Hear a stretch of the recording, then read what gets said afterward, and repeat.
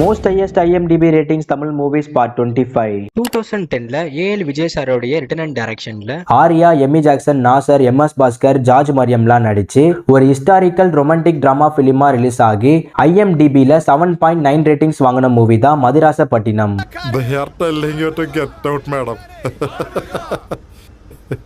2019ல ஹலிதா ஷமீம் மேமோடைய written and டைரக்ஷன்ல Samuthirakani, Sunaina, Manikandan, Nivedhithaa, Leela Samson, Sara அர்ஜுன்லாம் நடிச்சு ஒரு ரொமான்டிக் ஆந்தாலஜி பிலிமா ரிலீஸ் ஆகி IMDbல 7.9 ரேட்டிங்ஸ் வாங்கின மூவி தான் சிலுக்கார்பட்டி. அம்மனாதான் அந்த அடியில இருக்கிற சாக்லேட் பிட் எனக்கு கிடைக்கும்.